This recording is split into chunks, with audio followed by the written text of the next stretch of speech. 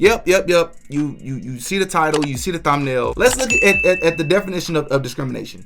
The unjust or prejudicial treatment of different categories of people, especially on the grounds of ethnicity, age, sex, or disability. Malika Andrews, bro. Let's talk about it.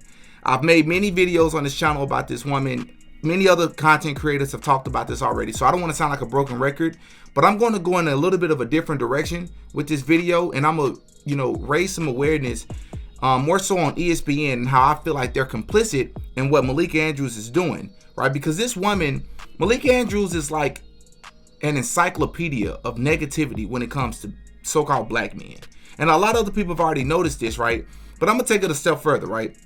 If you're from the hood, if you're from the ghetto, or you're from the trenches, whatever you want to call it, if you're from an underserved community in America and you grew up around mostly poor black Americans, then you're going to feel me when I say this.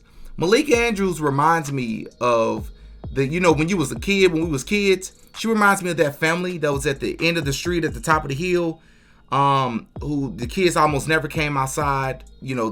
Their grandmother was white and their granddad is super light-skinned, and so the kids are super light-skinned and they act like they were better than everybody else in the neighborhood, and we were too dirty for them to play with. The darker you are, the less, your value is as a human being. And for those of you who don't know, even in the black community, right, there is, skin color, light skin, dark skin racism that happens against one another, or prejudice, discrimination, whatever you want to call it, that happens within the community. The darker you are, the more you're teased as a kid. I experienced it. A lot of other kids experienced it as well. All right. Malika Andrews is like that family that feel like they're better than everybody else, right? And if you don't know, a few days ago, I believe maybe a week ago now, the NBA draft happened, right? And there was this guy by the name of Brandon Miller, and he was selected number 2 overall, right? And Malika Andrews did what Malika Andrews has done multiple times before that I've covered on this channel. Once again, the link will be in the description. So only he is in violation of the company policy? The woman who elected to have a consensual relationship with him is not in violation? The fact that we are sitting here debating whether somebody else should have been suspended or not, we are not here, Stephen A., to further blame women. First of all, let me be very clear. I don't appreciate where you're going with that. The point that I'm trying to make is just like you're not mentioning. Excuse me. I listened to you.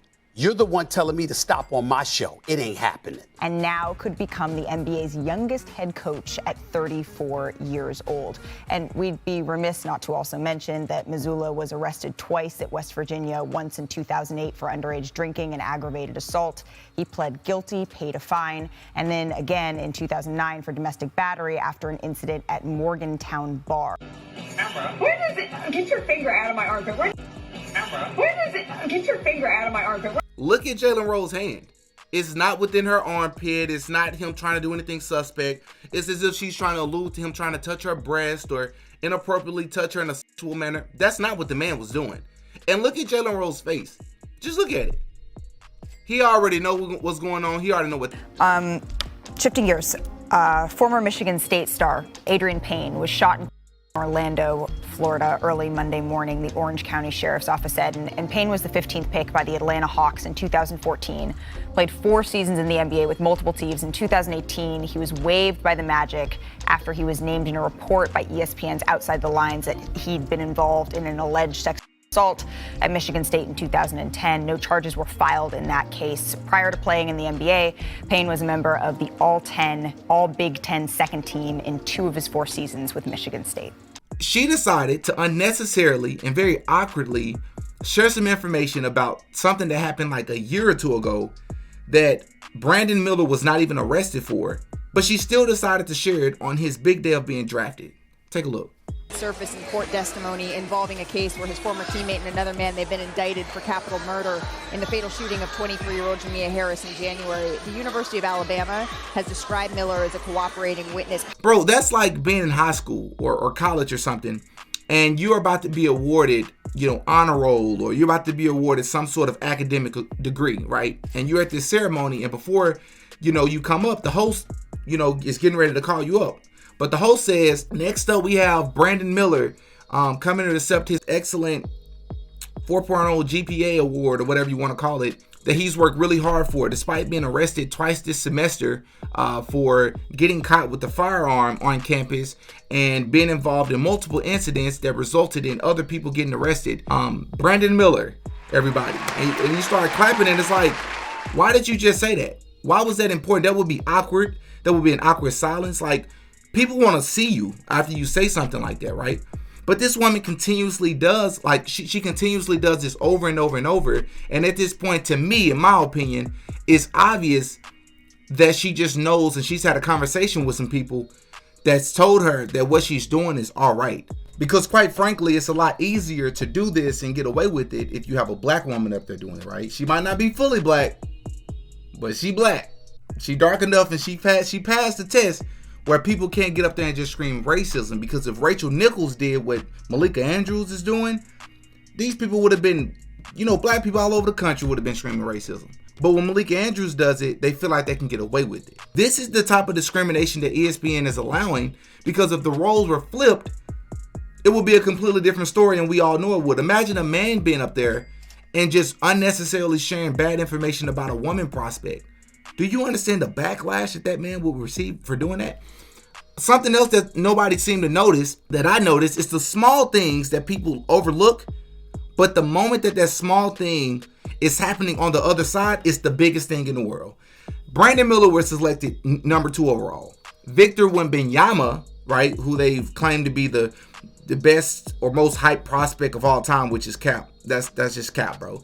Like, LeBron James is by far the biggest prospect in NBA history. It's not even close. And for all of you LeBron haters out there, listen, I think that Michael Jordan is the greatest player of all time, right? But when it comes to prospect, it's not even close. It's LeBron James. Even with social media, Victor Wembanyama has not faced, and it's not even close. But anyways, I digress. Victor Wembanyama was selected number 1 overall to the San Antonio Spurs. All right. So the Spurs fans are super hyped, as they should be. I think that kid's going to be a future Hall of Famer. I think he's great. But ESPN aired a segment where they talked about one of the ESPN analysts going to get a haircut for Wembanyama, right? He got a very, very clean, it was really nice, nicely done portrait of Wembanyama's face in the back of his head. I want you to take a listen to what happened during this filming. So here we are at Mr. Joe Barber's lab so that I could have the opportunity to understand just how good he is at this masterpiece. And I've been in this chair for 2 hours, Sage, 2 hours to get this amazing haircut. And I've not seen it yet. I can't wait to see what it looks like.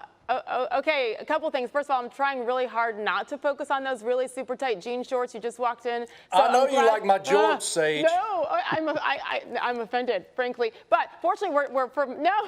The cowboy boots are fine. The jorts, no, we're gonna keep it from waist up now. Thank you, Marty. Did you hear it? Let me play it again. I'm trying really hard not to focus on those really super tight jean shorts you just walked in. Do I have to say anything? Do I have to say anything? Now let's flip it, right? Let's say that this is a man telling a woman, hey, I hear what you're saying, but it's just so hard for me I'm so distracted by your tight jeans. And then they take the camera and zoom in on his jeans that he's wearing. Why is that okay for you to do? And for what it's worth, men, we don't care about stuff like that. That's harmless. Like, it's nothing for us. Like, okay, cool, whatever. Haha, we'll laugh it off and we'll keep it moving.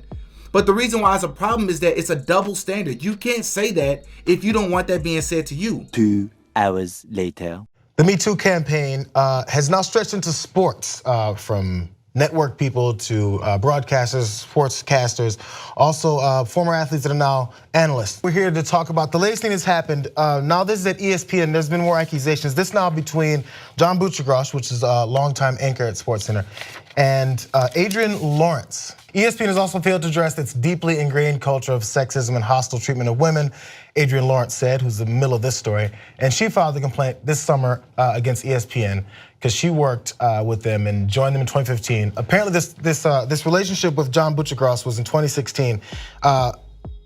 Messages between them between June of last year and September of last year. Apparently, we're definitely just released by ESPN to fight back against her accusations. right? We live in a time where people talking about inclusivity. Everybody want to be in a safe space, and everybody is so sensitive. People being fired and replaced for the smallest things. There's a standard that's been set easily over the past 4 or 5 years, and yet we're allowing this, and it's laughing. Like we just laugh at it, right? It actually reminds me, and I digress here a little bit. It reminds me of I was watching this debate the other day, and I know I'm completely off topic now. It was about abortion. And there was a group of people who were arguing, pro-abortion, and there was a group of people that was arguing, pro-life, right? And it's men and women on both sides. Well, at some point in the debate, the pro-life side, which by the way which always seems to be this way, the most civilized, the most polite, the most respectful people out of the debate. The pro-abortion are usually the most, now I'm not saying every last one of them, but they're usually the most hostile, the most unreasonable. They don't want to listen. They're violent. A lot of times they're like that. Well, you see this in this debate, but that's not even what I want to, focus on.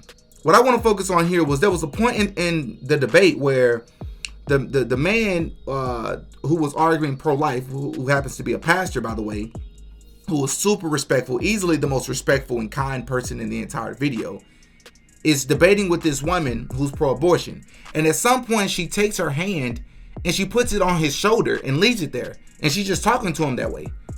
And that's typically what happens. Just so you know, abortion is still legal in all 50 states. No, actually, it's illegal in Arizona. AZ statute 13-3603. Roe v. Wade, federal law, trumps all of that. No, ma'am, that's not how it works. Supreme Court does not create law. What's our Constitution say about creation of law? If you want to, if you like, take it back. You seem really friendly, but try to keep your hands. Oh, I'm so sorry. Okay, I'm so sorry. It's okay. It's okay. Now I want you to just flip it. You know where I'm going with this. The police officer came and told her to take her arm off of him. But imagine if he was the kind one. She was the more hostile one throughout the debate. Imagine if he put his arm or his hand on her shoulder. It's assault. It's abuse. You just violated her personal space. How dare you touch me? What are we doing here? What are we doing here in society, bro, when we're not keeping the same energy for both sides? We're literally is allowing this type of discrimination, but any other type of discrimination, like think about the reason Rachel Nichols was fired. What are we doing here, people? Yeah, man, y'all hop in the comment section and y'all let me know what y'all think about this. I just wanted to bring this to y'all's attention, but I wanted to come at this from a different angle, right? And say that at this point, I'm convinced that ESPN is allowing this 100%.